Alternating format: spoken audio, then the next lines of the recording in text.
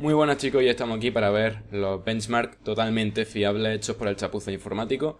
Así que gracias a ello voy a hacer este vídeo en otro formato diferente. Os dejaré el link por si queréis ver muchos más benchmarks, además de las especificaciones técnicas, cosa que no voy a dar en este vídeo porque si no va a quedar muy largo. Y empezamos con estos test sintéticos. El primero, este de Steam, de la realidad virtual, nos dice que nuestra tarjeta gráfica o nuestro PC en completo, junto con este 6700K, que es el CPU que se va a utilizar para todas las pruebas siguientes, está preparado para ello. El Unigine 4.0 nos da una puntuación por debajo de las 970 con overclock, también por debajo de las 390X, aunque por encima de esa R9 290 de referencia. Como sabemos, esa está sin overclock, igual que esta RX 480, hay que tenerlo en cuenta durante todo el vídeo, con una puntuación muy cercana realmente. En juego tenemos en Alien Isolation 1080p Full HD, que va a ser la resolución que vamos a manejar durante gran parte del vídeo, excepto al final.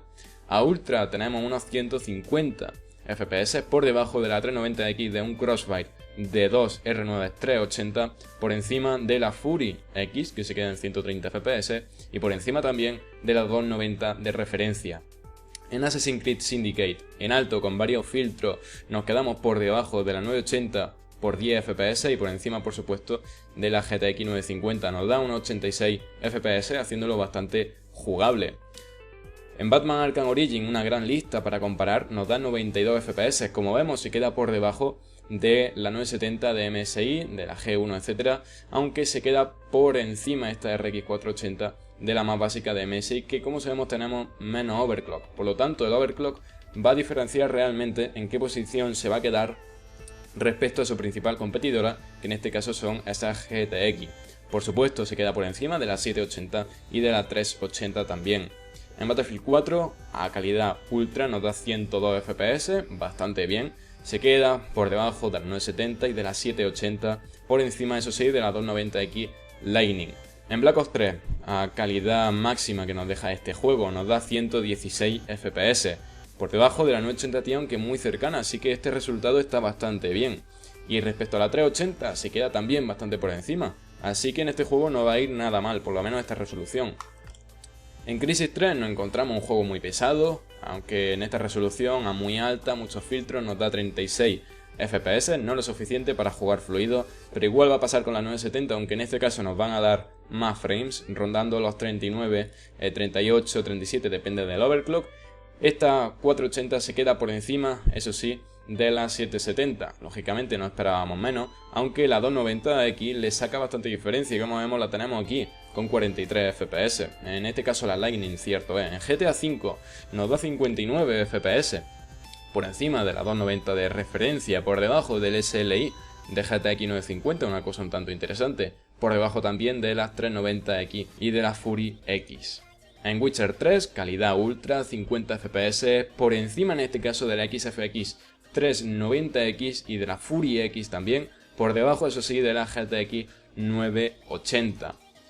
En Tomb Raider tenemos una gráfica que nos da 93 FPS aproximadamente, se queda por encima ahora sí de la 970, con overclock además vamos a ganar un poquito más de rendimiento, pudiendo igualar a esa 390X de XFX que nos da 96 frames por segundo. Battlefield 4 llegamos a una resolución mucho más alta, resolución 4K, aunque en calidad normal para que sea jugable, y es que nos da 68 FPS, quedándose por debajo del Crossfire de 2.380, por debajo, bastante por debajo de hecho, de la 390X de XFX, de la 980, etc. Aunque como vemos las 380 y la 960 están por aquí abajo, con unos 47-48 FPS. En Black Ops 3, 4K también, calidad extra, nos da 39 FPS, mientras que la 980 HOV, que ya sabemos que tiene bastante overclock, nos da 45 FPS, un modelo normal rondaría los 41 FPS aproximadamente, así que nos podemos hacer una idea de que en este juego con overclock va a ir bastante bien, incluso a resoluciones altas. En Far Cry 4, calidad máxima, 4K, 34 FPS, por debajo de la 390X, por encima de la 290 de referencia. Y por último, GTA V, 80 FPS en una calidad normal, cosa que no está nada mal, por debajo en 6 frames de la 390X, por encima de la 290 de referencia, y la 380 se queda con 61 FPS. Así que con esto sabemos que al menos la de referencia va a estar en torno a la 390X 970.